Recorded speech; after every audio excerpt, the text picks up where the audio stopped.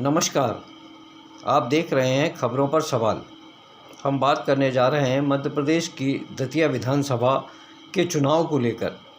दतिया के कांग्रेस के विधायक राजेंद्र भारती की सदस्यता दिल्ली एमपी एमएलए न्यायालय ने एक धोखाधड़ी के मामले में 3 साल की सज़ा और 1 लाख का जुर्माना देने के बाद मध्य प्रदेश विधानसभा सचिवालय ने या ये कहें कि मध्य प्रदेश विधानसभा के अध्यक्ष और सचिवालय के प्रमुख सचिव मिश्रा ने एक लेटर जारी करके ये निरस्त कर दी। अब राजेंद्र भारती तो हाई कोर्ट चले गए हैं, वहाँ से अभी फैसला होना बाकी है। लेकिन दतिया में अब भारतीय जनता पार्टी के जो वरिष्ठ नेता हैं, पूर्व गृह मंत्री डॉक्टर नरोत्तम मिश्रा, उनमें और उनके समर्थकों में भारी खुशी इस फैसले को लेकर है। वहीं इस पूरे मामले को लेकर राजेंद्र भारती ने मध्य प्रदेश सरकार के सहकारिता मंत्री विश्वास सारंग पर गंभीर आरोप लगाए और उन्होंने कहा है कि एक षड्यंत्र रचकर उन्होंने ये सब मामला फर्जी मेरे खिलाफ दर्ज कराया और मेरी स्वर्गवासी माता के खिलाफ जो शब्दों का उपयोग उन्होंने किया वो अत्यंत निंदनीय है।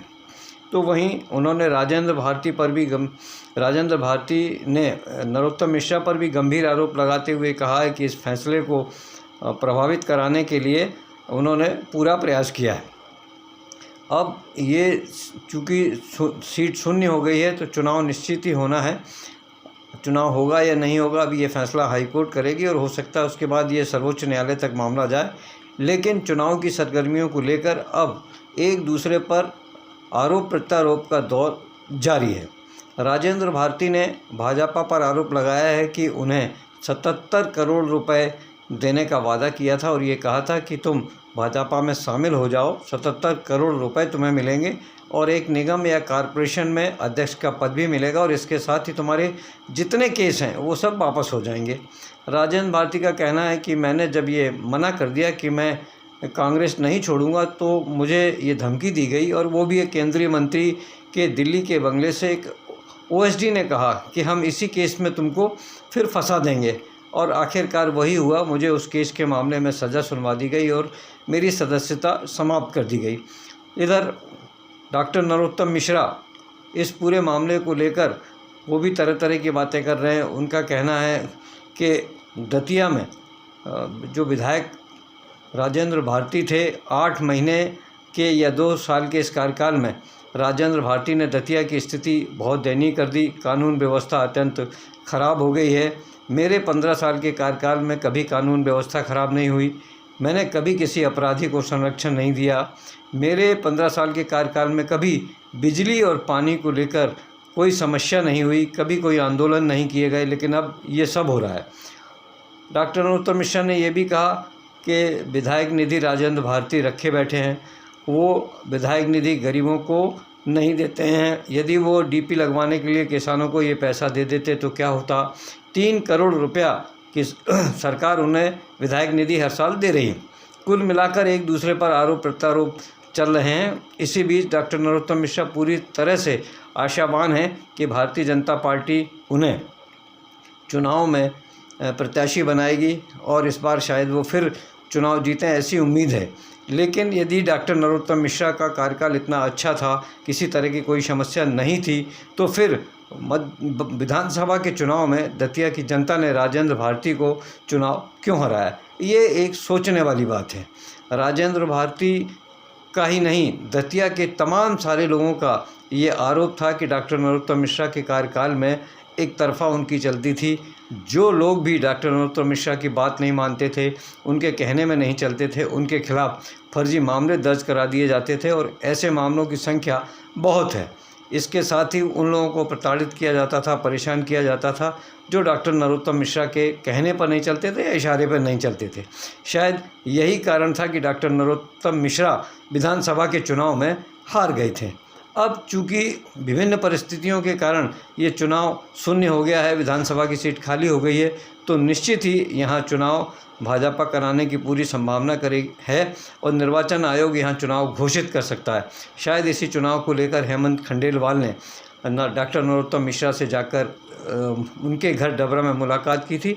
निश्चित ही ये मुलाकात इसी चुनाव को लेकर रही होगी डॉक्टर नरोत्तम मिश्रा के विषय में ये कहा जाता है कि वो मध्य प्रदेश के दिग्गज नेता हैं और केंद्र के गृह मंत्री नरोत्तम मिश्रा की बहुत अच्छी पटती है।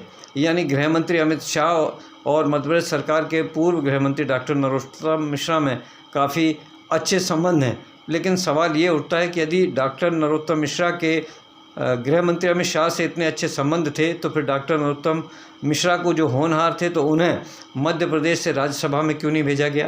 पहले भी राज्यसभा की सीट जब खाली हुई तो उन्हें कहा गया था कि शायद मिलेगा, पर टिकट नहीं दिया। अब फिर 3 विधानसभा लोकसभा जो चुनाव हैं राज्यसभा के, उनमें भी डॉक्टर नरोत्तम मिश्रा का नाम नहीं है। तो ऐसी स्थिति में डॉक्टर नरोत्तम मिश्रा को फिर ये पार्टी हाईकमान इग्नोर क्यों कर रहा है। वहीं दूसरी तरफ डॉक्टर नरोत्तम मिश्रा और मध्य प्रदेश सरकार के मुख्यमंत्री, इनमें भी 36 का आंकड़ा दिखाई दे रहा है। सूत्रों की माने तो दतिया के जो पूर्व विधायक और मध्य प्रदेश सरकार के गृह मंत्री डॉक्टर नरोत्तम मिश्रा हैं, उनके खिलाफ डबरा में जो ज़मीन पर मंदिर बनाया गया है, जो 500 एकड़ या बीघा जो ज़मीन इस ट्रस्ट के मामले में उन्होंने ली है, इसकी जांच कराने के लिए सूत्रों की माने तो सीआईडी को जांच दे दी गई है। अब ये सच है या गलत है ये तो जांच के बाद ही पता चल सकेगा। लेकिन इतना ज़रूर है कि यदि डॉक्टर मोहन यादव और डॉक्टर नरोत्तम मिश्रा में तालमेल होता, इनमें आपसी समन्वय होता, तो निश्चित ही डॉक्टर नरोत्तम मिश्रा मंच से कम मुख्यमंत्री डॉक्टर मोहन यादव की सरकार की आलोचना तो नहीं करते। दतिया के मामले में तो उनका कहना यह है कि यहाँ के कलेक्टर एसपी की पदस्थापना भी राजेंद्र भारती के कहने पर या उनकी सहमति से मुख्यमंत्री द्वारा की गई है। कितने आश्चर्य की बात है कि भाजपा के कद्दावर नेता, जिनकी पूरे प्रदेश में कभी तूती बोलती थी, दतिया में बिना उनके कहते हैं पत्ता भी नहीं हिलता था, तो आज प्रदेश में भाजपा की सरकार है। केंद्र के नेताओं से डॉक्टर नरोत्तम मिश्रा के इतने गहरे संबंध हैं, तो ऐसी स्थिति में विपक्ष के विधायक की सलाह पर मुख्यमंत्री कलेक्टर एसपी की पदस्थापना करें, ये सोचने वाली बात है। शायद ये मानने वाली बात तो नहीं है, लेकिन राजनीति में सब कुछ संभव है। कोई भी कभी भी किसी का साथ दे सकता है, कभी किसी का विरोध कर सकता है, ये बात बिल्कुल तय है। लेकिन अब विधानसभा के चुनाव दतिया की संभावनाओं को देखते हुए डॉक्टर नरोत्तम मिश्रा और राजेंद्र भारती के बीच एक दूसरे पर आरोप प्रत्यारोप का दौर जारी है। अब ये आरोप प्रत्यारोप का दौर किस स्थिति में पहुंचेगा ये कह पाना मुश्किल है, लेकिन इतना ज़रूर है कि इन आरोप प्रत्यारोपों से मीडिया में ये खबरें बहुत ज़ोरों से चल रही हैं। राजनेताओं में भी बड़े पैमाने पर चर्चा हो रही है, कार्यकर्ता भी तरह तरह की चर्चाएँ कर रहे हैं। जब ऐसी चर्चाएँ हो रही हैं तो इन खबरों पर और इन चर्चाओं पर सवाल उठना लाजमी है। खबरों पर सवाल के लिए मैं जय सिंह चौहान, भोपाल से।